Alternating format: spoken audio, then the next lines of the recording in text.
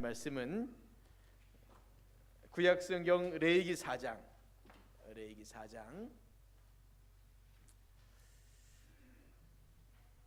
1절부터 12절까지의 말씀 보십니다. 레위기 4장 1절부터 12절까지의 말씀.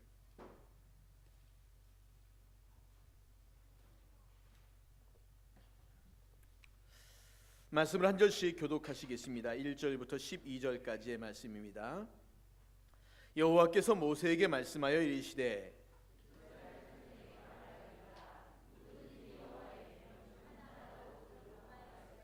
만일 기름 부음을 받은 제사장이 범죄하여 백성의 허물이 되었으면 그가 범한 죄로 말미암아 흠없는 숫송아지로 속죄 제물을 삼아 여호와께 드릴지니 그 숫송아지를 회막문 여호와 앞으로 끌어다가 그 숫송아지의 머리에 안수하고 그것을 여호와 앞에서 잡을 것이요 기름 부음을 받은 제사장은 그 숫송아지의 피를 가지고 회막에 들어가서 그 제사장이 손가락에 그 피를 찍어 여호와 앞 곧 성소의 휘장 앞에 7번 뿌릴 것이며 제사장은 또 그 피를 여호와 앞 곧 회단한 향단 뿔들에 바르고 그 송아지의 피 전부를 회막문 앞 번제단 밑에 쏟을 것이며 또 그 속죄 제물이 된 숫송아지의 모든 기름을 떼어낼지니 곧 내장에 덮인 기름과 내장에 붙은 모든 기름과 두 콩팥과 그 위에 기름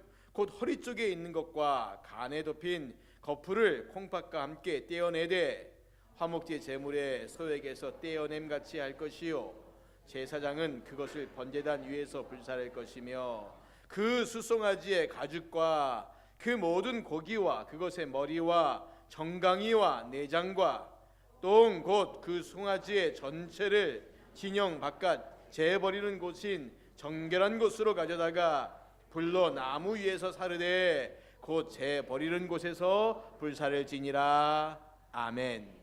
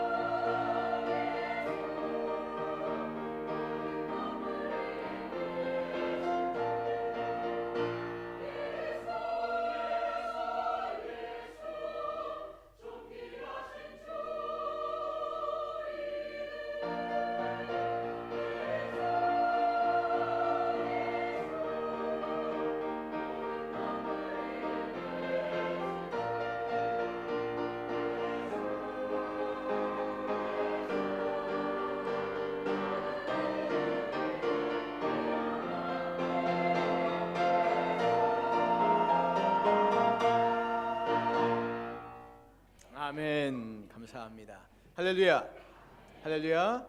우리 옆 사람과 같이 인사합시다. 새해 복 많이 받으세요. 우리 설날 맞았으니까 인사합시다. 예, 새해 복 많이 받으세요. 새해 복 많이 받으십시오. 고맙습니다. 오늘도 하나님을 예배하는 자리에 함께하신 우리 모든 성도님들을 주님의 이름으로 축복하고 또 축복합니다. 최근에 제가 한 설교 영상의 짧은 부분을 인터넷을 통해서 봤는데 CBS에서 만들어 놓은 영상이었습니다. 100주년 기념교회를 담임하고 계시는 이재철 목사님의 설교 영상이었는데 내용은 이런 거였습니다. 이재철 목사님께 편지 하나가 왔어요. 그 편지 내용을 이렇게 설교 시간에 소개하시는 것이었는데 그 내용이 참 충격적이었습니다. 남편은 장로이고 아내는 권사인데 그만이 아내가 아주 중증의 암에 걸렸습니다. 그런데 장로인이 남편이 암에 걸린 아내에게 이혼을 하자라고 종용을 했고 아내가 이혼을 해주지 않자 별거의 상태로 동거녀와 지내고 있다는 겁니다. 그런데 이 남편이 자신이 섬기던 교회에서는 신앙생활을 못하고 당연히 그러겠지요. 이재철 목사님이 섬기는 100주년 기념교회에서 그 편지의 표현대로 하면 행복한 신앙생활을 하고 있더라는 겁니다. 목사님이 설교 시간에 이렇게 말을 했습니다. 이 편지의 내용이 사실이라면 지금 100주년 기념교회 어느 한 곳에서는 그 장로님과 동거녀가 예배를 드리고 있을 텐데 그렇다면 묻습니다. 장로님은 지금 왜 예배를 드리고 있습니까? 목사님이 설교 시간에 그렇게 말씀하세요. 왜냐하면 누군지 모르니까. 그리고 또 이렇게 묻습니다. 장로님은 누구의 종이고 누구의 증인입니까? 장로님은 하나님의 종이고 주님의 증인입니까? 아니면 자신의 욕망의 종이고 자신의 욕망의 증인으로 살아가고 있습니까? 얼마 안 돼요. 한 5분 정도밖에 안 되는 짧은 영상이었습니다. 근데 이 영상을 보는데 마음이 너무 아팠어요. 정말 저런 일이 가능할까? 정말 저런 삶을 살면서도 하나님을 예배하는 자리에 앉아 수 있을까? 그 귀에 어떤 말씀이 들려질 것이고 그 말씀을 통해 어떤 선택과 어떤 결단을 할 수 있을까? 예배를 드리면서 하나님의 자녀로서의 삶에 대해서 과연 어떤 고민을 하고 있을까? 그분이 표현하고 있는 행복한 신앙생활이라는 게 도대체 뭘까? 뭐가 행복한 걸까? 죄가 무엇인지 그리고 그 죄 앞에 서 있는 인간의 모습이 무엇인지 생각하게 할 수 있는 그런 설교 영상이었습니다. 성도님들, 성경에서 인간을 가리키는 가장 정확한 단어를 찾는다면 그것은 바로 죄인입니다. 죄와 인간은 떼놓을 수 없는 관계입니다. 성경은 모든 사람이 죄를 지었다라고 말하고 죄의 싹은 사망이라고 그렇게 말하고 있습니다. 여기에서 예의 사람은 한 사람도 없어요. 죄를 지으면 대가를 받습니다. 그것이 의로우신 하나님의 심판입니다. 죄를 지은 사람에 대한 대가, 그것은 사망이죠. 그러나 하나님께서는 이런 죄인들에게도 살 수 있는 길을 열어놓으셨다는 거죠. 성경은 그것을 은혜라고 그렇게 말합니다. 죄를 지어 마땅히 죽을 수밖에 없어요. 그런데 그 죄인된 인간들에게 하나님이 길을 열어주셨어요. 살 수 있는 길을 열어주셨어요. 그것이 은혜라는 거지요. 죄는 하나님과 인간 사이를 단절시킵니다. 더 이상 사람이 하나님과 관계를 맺지 못하게 하고 교제를 하지 못하게 만듭니다. 그래 하나님께서 허락하신 풍성한 삶을 못 누리게 만드는 겁니다. 겉으로 보기에는 지금 세상의 즐거움과 향락을 다 누리고 있는 것 같지만 하나님과 단절된 인간은 이미 죽었고 그리고 영원히 죽을 수밖에 없습니다. 이런 인간들에게 다시 하나님과의 관계를 회복할 수 있는 길, 하나님과의 완전한 단절에서 다시 하나님께로 나아올 수 있는 길, 다시금 하나님께 나와서 거룩한 삶을 살 수 있게 한 법적인 그리고 제도적인 방법, 그것이 바로 이 속죄 제사입니다. 그래서 이 속죄제는 히브리어로 카다트라고 말하는데, 이 뜻은 무슨 뜻이냐면 하나님이 주신 명령과 법의 관역을 벗어난 죄에서 청결과 자유를 얻기 위하여 드리는 제사, 이게 속죄제입니다. 즉 죄를 지었어요. 말씀에 불순종함으로 죄를 지었어요. 이 죄인이 하나님 앞에서 청결함과 자유함을 다시 얻기 위해서 드리는 제사가 바로 이 속죄제라는 겁니다. 그래서 속죄제의 근본적인 의미는 신약과 구약이 똑같아요. 첫째는 죄인 대신에 대속물이 드려진다는 것입니다. 구약에서는 송아지나 양, 염소가 드렸고요, 신약에서는 영원한 대속제물이신 예수 그리스도께서 친히 속죄제물이 되어 주셨습니다. 두 번째, 피와 생명으로 죄값을 치러 속죄하게 되는 거지요. 세 번째, 죄인으로 그 공로를 믿음으로 말미암아 속죄함을 받게 한다라는 겁니다. 이런 절차를 통해서 죄인은 자신의 죄의 문제에서 속죄되고 그 죄인이 하나님 앞에서 의인으로 여겨지게 된다는 것입니다. 그래서 우리가 이 속죄 제사를 쭉 살펴보면 다른 제사와 큰 차이가 있을까? 그런데 다른 제사와 굉장히 큰 차이가 있습니다. 어떤 차이가 있냐면 제물이 좀 다양해요.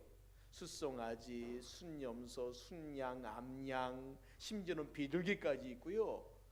왜 이렇게 종류가 다양한가라고 말하는데, 그것은 제사를 드리는 사람의 신분에 따라 다르다는 겁니다.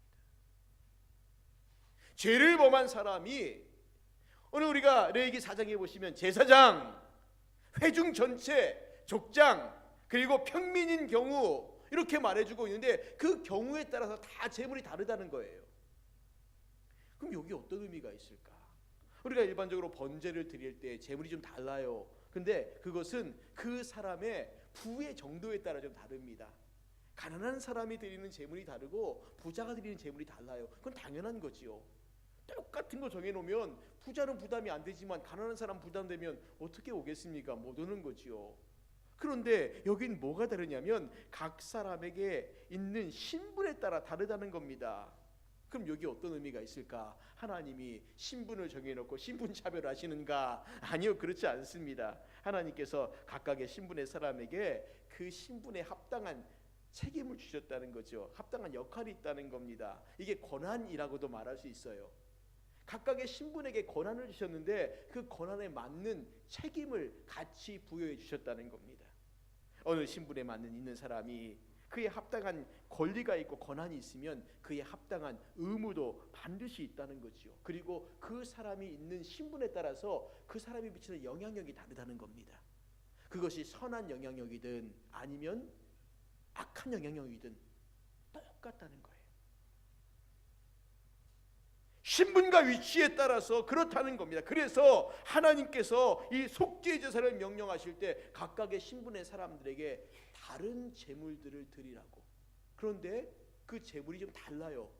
많이 비싼 게 있고 아주 덜 비싼 게 있다는 겁니다. 자, 먼저는 제사장들이 범죄한 경우입니다.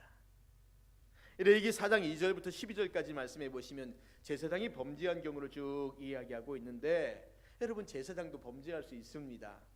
우리가 보통 제사장 그럼 굉장히 특별한 사람으로 보지만 그렇지 않습니다. 제사장도 범죄할 수밖에 없는 연약한 인간입니다.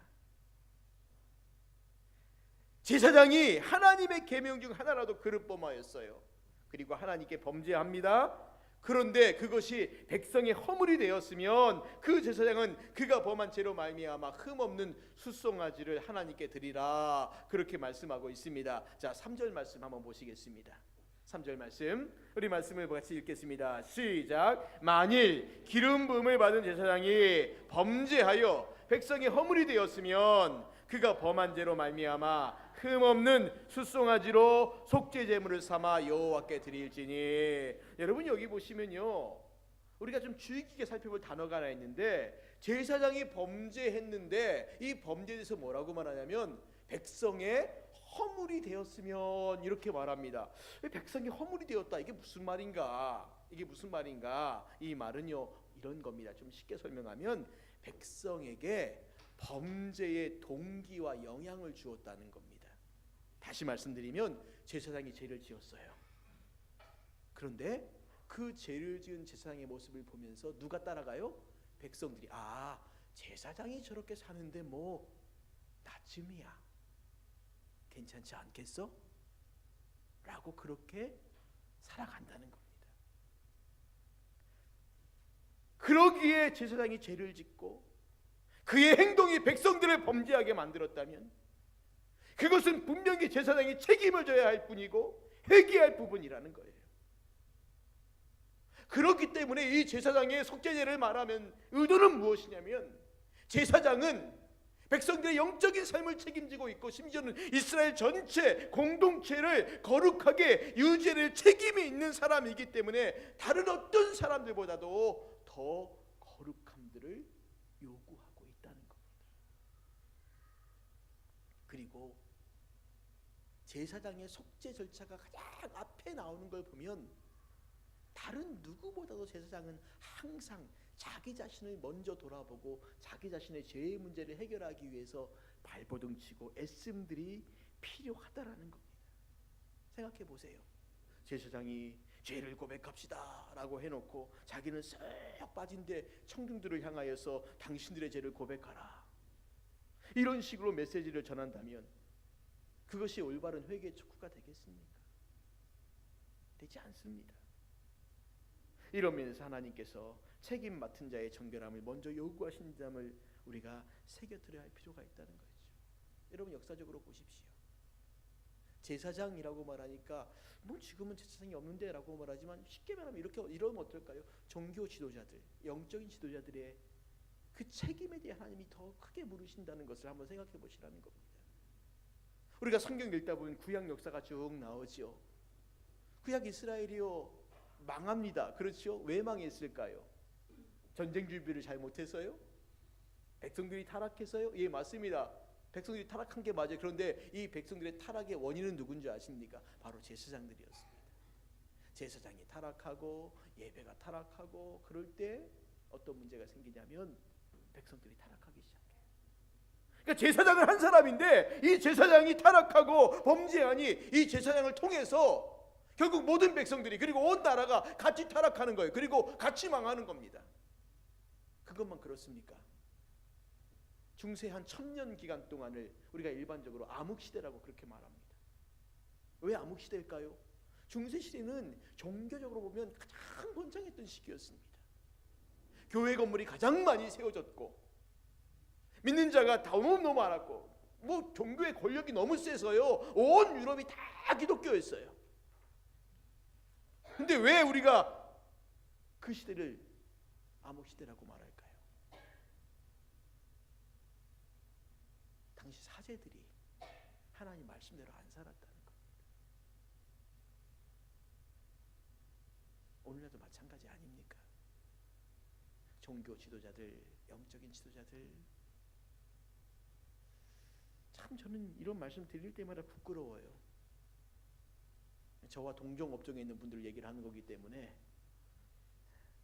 얘기할 때마다 참 부끄러워요. 근데 그 부끄러운 기사들이 너무 많이 나와요. 너무 많이 나와요.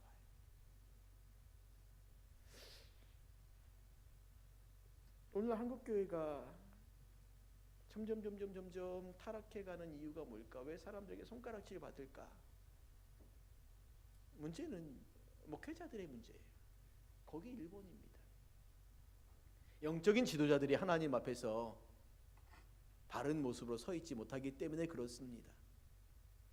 그래서 여러분들 그런 기사들을 혹시 보실 때마다 하나님 이 시대의 종교 지도자, 영적 지도자들, 목회자들 하나님께서 저들의 마음 가운데 회개형을 부어주시라고 기도하셔야 됩니다. 저를 위해 기도해 주실 때도 우리 목사님 잘 되게 해주세요. 예, 감사합니다. 그런데요, 하나님 그 마음 안에 죄에 대한 민감함들, 부끄러워함들, 그리고 하나님 말씀 앞에 고개 숙이고 하나님 말씀대로 살려고 하는 발버둥들, 그게 있게 해달라고 기도해 주셔야 됩니다. 목회자가 살아야지 교회가 삽니다. 오늘 레위기 4장 말씀에 속죄제를 얘기하시면서 제사장에 대한 얘기를 가장 먼저 꺼내신 이유가 바로 거기 있습니다.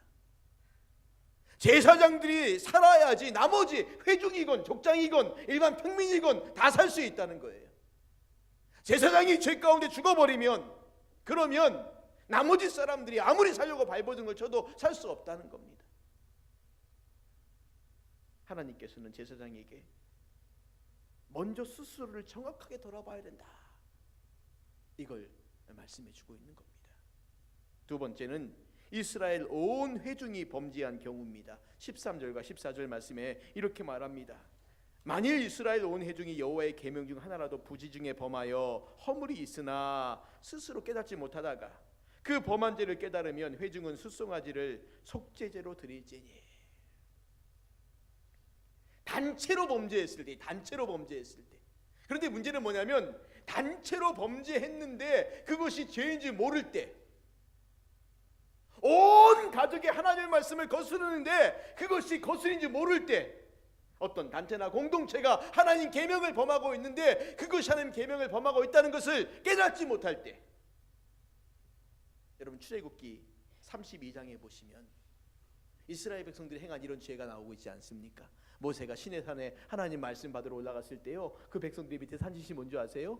예, 금 귀걸이, 금 목걸이, 금 팔찌 다 모아다가 아론에게 갖다 주니까 아론이 그거 가지고 금송아지를 만들어요. 그리고 이것이 너희를 애굽 땅에서 인도낸 너희 하나님 여호와다라고 말하니까 백성들이 와 그러면서 가운데다 금송아지 놓고 춤을 덩실덩실 추면서 제사를 드리고 난리가 났습니다. 근데 어느 하나 그것이 잘못되었다라고 깨닫는 사람이 하나도 없었어요. 모두가 다 동일하게 그 죄악 가운데 동참했습니다. 왜요? 다 하니까. 너도 죄를 범하고 나도 죄를 범하고 우리 같이 죄를 범하니까 나중에 그 죄가 죄인지 모르는 거예요. 여러분, 공동체의 범죄가 그래서 무섭다는 겁니다. 분명히 잘못된 길을 가고 있는데, 죄악된 길을 가고 있는데 너도 나도 같이 죄를 짓고 있으니까 사람들이요 무감각해집니다. 역사 속에서 이런 일을 얼마나 많이 찾아볼 수 있습니까? 우리나라와 중국과 끊임없이 외교적 갈등을 일으키고 있는 일본, 특별히 야스쿠니 신사라는 게 있지 않습니까? 이 야스쿠니 신사는 1급 전범들의 위패가 보관되어 있는 곳입니다. 일본이 2차 세계대전 가운데 다른 나라를 침범하면서 싸워서 죽었던 사람들의 위패가 보관되어 있는 곳이에요. 우리는 그들을 향하여서 전범이라고 말하지만 일본의 극우 세력들은 뭐라고 말합니까? 애국자라고 그렇게 말하는 겁니다. 그러니까 보는 관점이 다르다는 거죠. 역사 왜곡도 마찬가지고 영토 분쟁도 마찬가지고, 최근에 우리나라와 일본이 갈등 맺고 있는 위안부의 문제도 마찬가지지 않습니까? 독일은 유대인들 600만 명을 학살하고 난 다음에 홀로코스트 기념관을 만들어서요, 해마다 거기 가서 사죄를 합니다. 미안하다, 우리가 잘못했다, 끊임없이 하고 있습니다.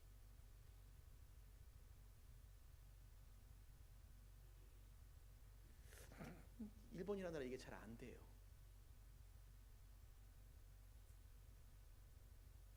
여러분, 이런 큰 역사적인 문제만 말고 우리 아이들 학교에서 따돌림 당하는 일들 그렇지 않습니까? 한 아이가 약해요. 신체적으로 약하든지 정신적으로 약하든지 뭐가 약해서 누군가가 애를 따돌리기 시작하면요, 너도 나도 같이 다 따돌립니다. 어떤 아이들은 적극적으로 따돌림을 시키고 어떤 아이들은 소극적으로 모른 척하면서 자기도 모르게 그 범죄 가운데 동참해요. 그래서 너 왜 그랬니? 문제가 돼서 물어보면 남들 다 하니까 나도 했다고. 제도하고 하니까 나도 했다고. 여러분, 제도하면 그것이 죄가 안 됩니까? 그렇진 않잖아요. 그렇죠? 우리 습성이 얼마나 재밌는지 몰라요. 남들이 하면 괜찮다고 생각합니다. 깨끗한 거리에요, 누군가가 이렇게 휴지를 여기다 하나 버려놓으면 지나가다 사람들이 거기다 휴지를 버리기 시작합니다. 신기하죠. 깨끗하면 안 버려요. 그런데 누가 휴지를 버렸어요? 누군지 모르지만 버렸어요. 그럼 그 다음부터 거기다 휴지를 버려요. 잘 버립니다. 주차금지라고 써있는 곳에 아무도 차를 안 세우면 대기가 참 민망해요. 그런데 차가 한 대가 되어 있으면 그 다음부터 사람들이 용감하게 그 차를 쫙 세웁니다. 그래놓고 왜 거기다 세웠냐 그러면 다 세웠다고 말하는 겁니다. 다 세웠다고 해서 죄가 아닌 건 아니지 않습니까?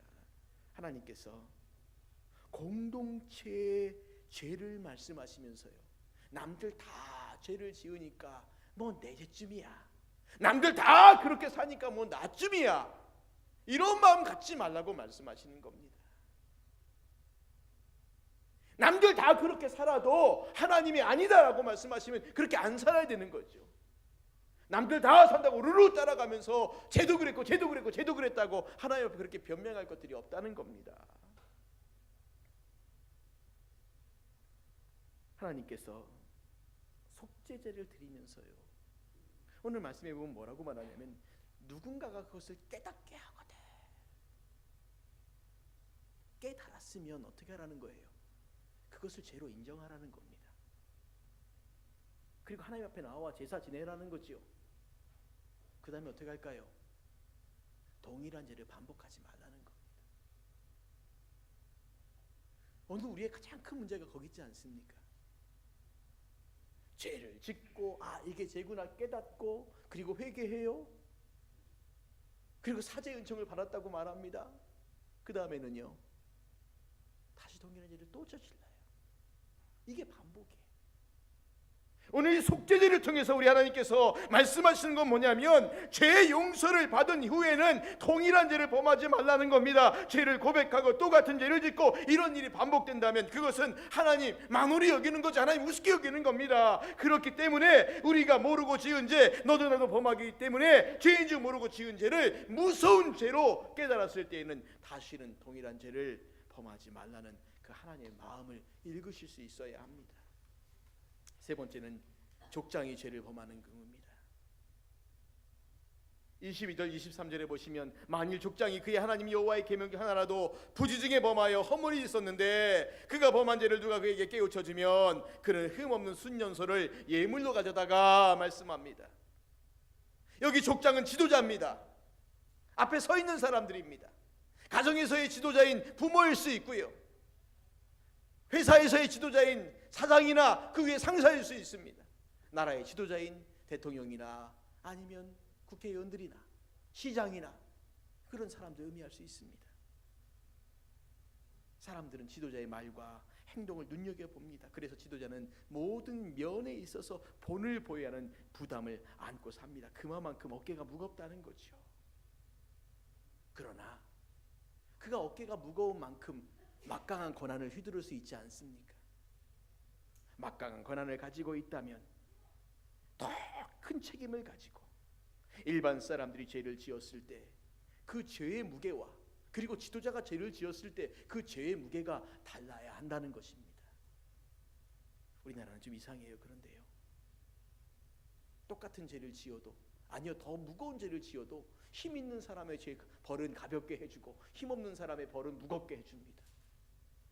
참 이상하죠. 오히려 똑같은 죄를 지어도 힘 있는 사람의 벌은 무겁게 해야 되고 힘 없는 사람의 벌은 가볍게 해야 됩니다. 그게 맞습니다. 미국에서는요, 똑같은 교통법규를 위반해도 이 사람의 재산 정도에 따라서 벌금이 다르다고 합니다. 뭐 우리나라 돈으로 한 3만 원 정도 신호 위반하면 이 정도 되지 않습니까? 3만 원, 4만 원, 5만 원 정도 하잖아요. 이 정도인데 우리나라는 똑같이 균일적으로 나오지 않습니까? 이 사람이 무슨 재벌 회장이어도 신호 위반하면 3만 원, 정말 일용직 하루에 정말 몇만 원밖에 못 버는 사람도 신호 위반하면 3만 원입니다. 그런데요, 미국은 그렇지 않다고 해요. 미국은 재산 정도에 따라서요, 이 차이가 엄청나답니다. 예를 들면 이 사람이 재산이 많으면 한 3천만 원 벌금, 신호 위반 한번 해도요. 어떤 사람은 3만 원입니다. 왜요? 벌을 벌로 느껴야 되기 때문에 그렇다는 겁니다. 3만 원 내는 게 벌로 느껴지면 3만 원이 벌이지만 3만 원 내는 게 벌이 아니면 그건 벌이 아닌 거지요.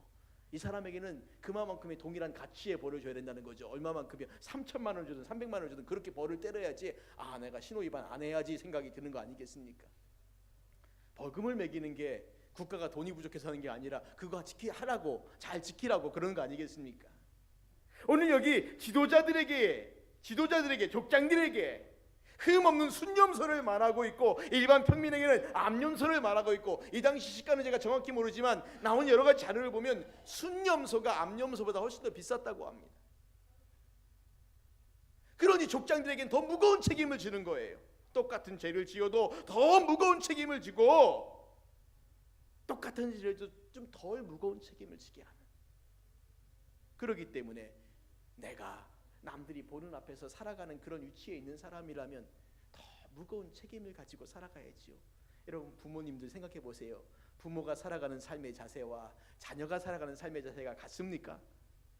안 같아요. 같을 수가 없습니다. 같으면 큰일 나요. 부모는 부모로서의 책임을 가지고 살아가요. 물론 그만큼의 권한도 있지요.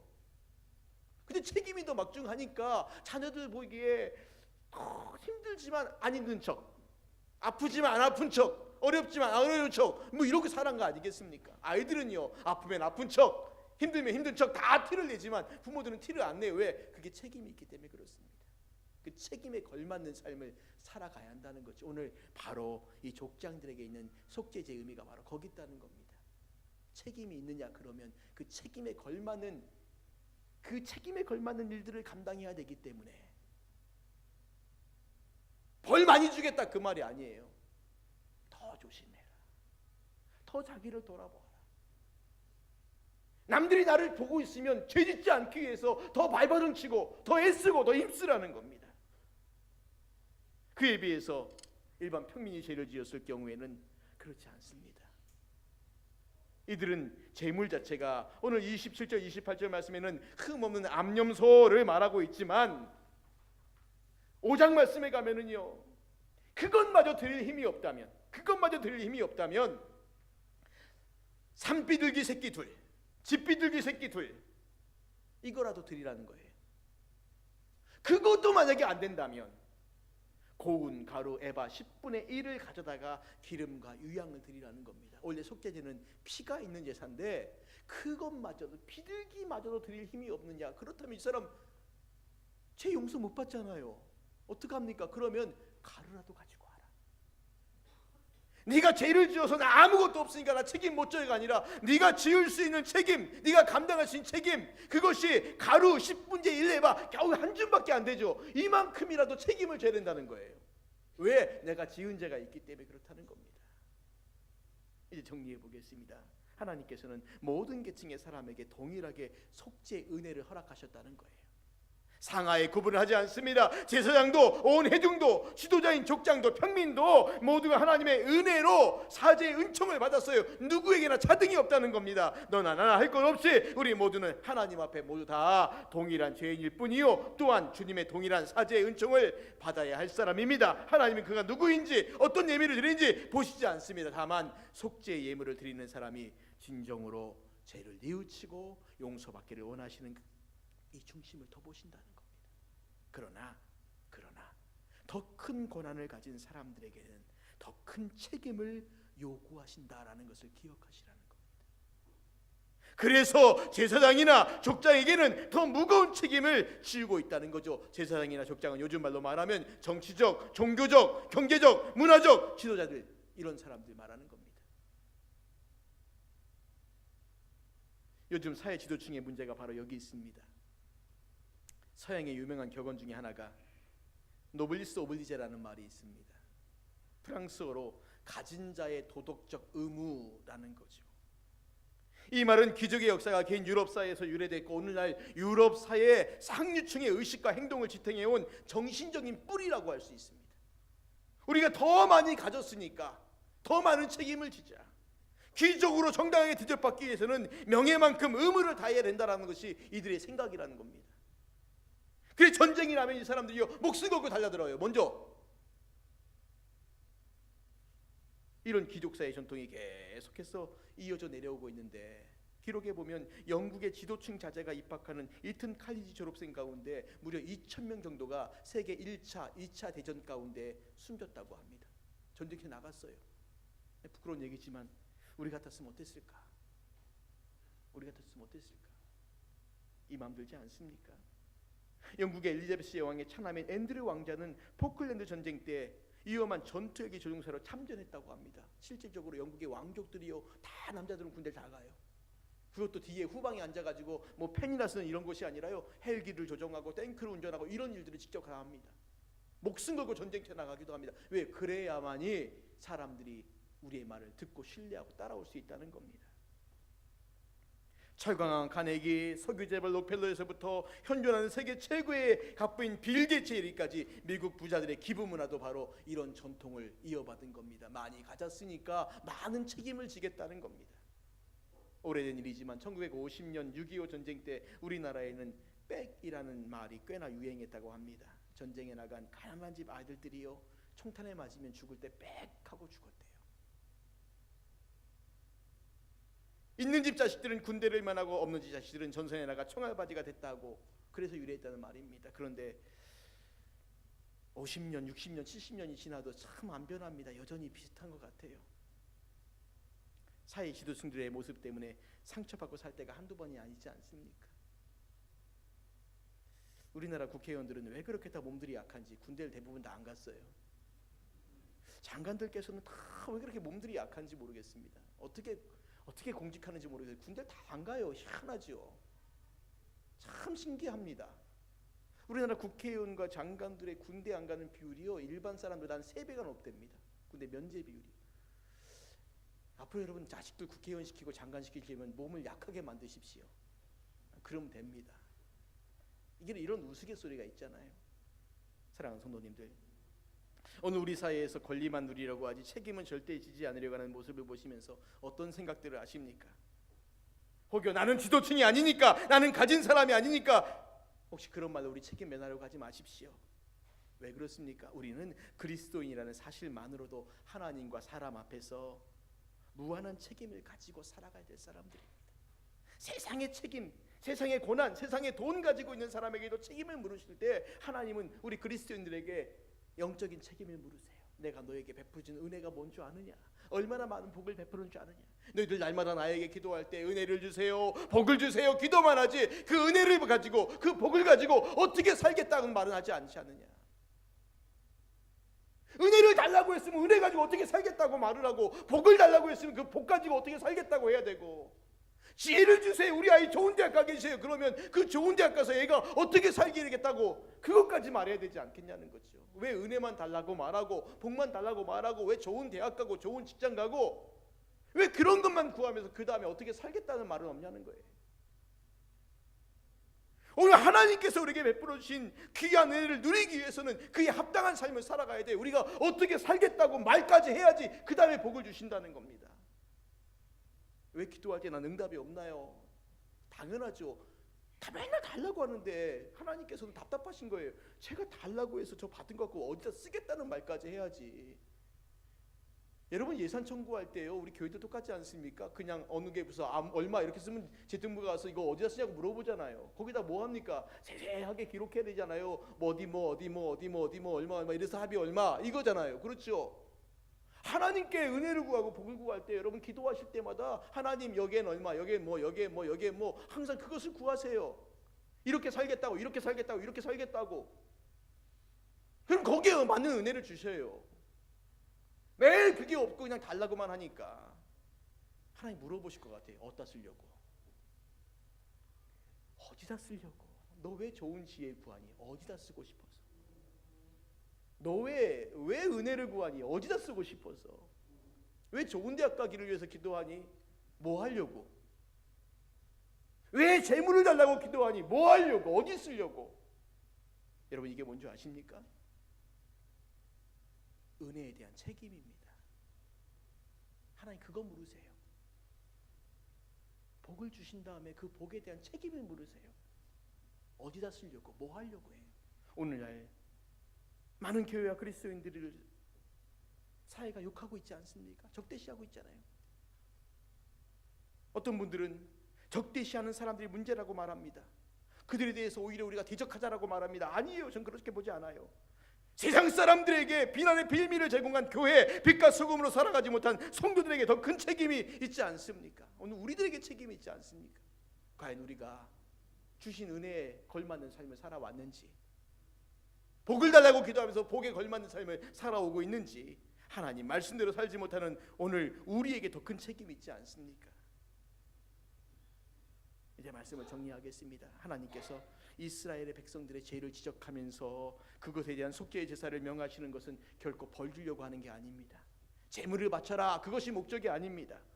오히려 그 죄에서 해방되어서 새로운 삶을 살기를 원하시는 그 마음이 있기 때문에 이 명령을 하시는 겁니다. 죄의 무게를 부여안고 힘들어만 하지 말고, 내가 죄를 지었구나, 그리고 하나님께 나아오고 죄를 고백하고 사죄의 은혜를 받았습니까? 그러면 다시는 그렇게 죄를 짓지 않겠다고 결단하고 그렇게 안 사는 삶, 이게 하나님이 진정으로 원하시는 속죄제의 의미라는 겁니다. 제물만 맞춰라 그 말이 아니에요. 죄를 깨닫고 죄의 무서움을 알고, 그리고 다시는 동일한 죄를 짓지 말라고 하는 그 마음. 사랑하는 성도님들, 회개는 그렇게 하는 겁니다. 잘못했어요, 고백하고 감정적으로 슬퍼하는 게 회개가 아니라, 회개는 돌이키는 겁니다. 다시는 그렇게 안 살겠습니다. 내가 다시는 죄악 가운데 거하지 않겠습니다. 내가 다시는 불의한 길로 가지 않겠습니다. 내가 다시는 악한 길로 가지 않겠습니다. 미련하게 같은 것 계속 반복하는 삶이 아니라, 이제는 멈춰서서 하나님께서 기뻐하시는, 하나님께서 원하시는 가장 복된 그 길을 계속해서 갈 수 있는 그 삶, 바로 이 속죄제가 하나님 아버지의 그런 마음이 있음 우리가 알고, 우리 하나님 아버지의 마음을 기억하면서 그 마음을 알고 그 뜻대로 순종하며 살아감으로 하나님이 허락하시는 복된 삶 살아갈 수 있는 저와 여러분 되시기를 주님의 이름으로 축원을 드립니다. 우리 같이 찬양하겠습니다. 하나님 아버지의 마음이란 찬양을 같이 드리고 같이 기도하겠습니다.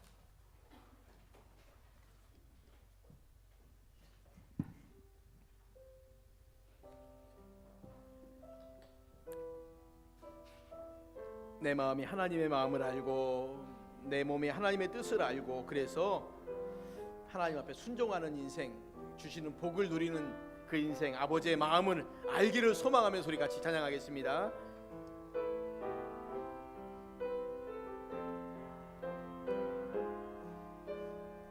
아버지 당신의 마음이 있는 곳에, 아버지 당신의 마음이 있는 곳에 나의 마음이 있기를 원해요. 아버지 당신의 눈물이 고인 곳에 나의 눈물이 고이길 원해요. 아버지 당신이 바라보는 영혼에게 나의 두 눈이 향하길 원해요. 아버지 당신이 울고 있는 어두운 땅에 나의 두 발이 향하길 원해요. 나의 마음이 아버지의 마음 알아. 내 모든 뜻 아버지의 뜻이 될 수 있기를, 나의 온 몸이 아버지의 마음 알아. 내 모든 삶 당신의 삶 된 나의 마음이, 나의 마음이 아버지의 마음 알아. 내 모든 뜻 아버지의 뜻이 될 수 있기를, 나의 온 몸이 아버지의 마음 알아. 내 모든 삶 당신의 삶 되기를. 여러분, 이 시간에 우리 같이 한번 말씀을 기억하고 기도합시다. 제사를 명하실 때 제물을 바쳐라가 중요한 게 아니라, 하나님 아버지의 마음이 어디에 있는가라는 거예요. 속죄제에 있는 하나님 아버지의 마음은 그 죄가 얼마나 무서운지를 알고 어서속히 죄를 깨닫고 사죄의 은총을 받고 그리고 다시는 그 무겁고 그 무서운 죄의 짐을 지지 말라는 것이 하나님의 마음이에요. 왜 회개하고 또 죄를 짓고 회개하고 또 죄를 짓고 왜 그 죄를 부여안고 그렇게 살아가고 있습니까? 죄와 더불어 싸워야죠. 피 흘리기까지 싸워야죠. 그래서 주님이 주시는 참된 평화를 누리고 살아야죠.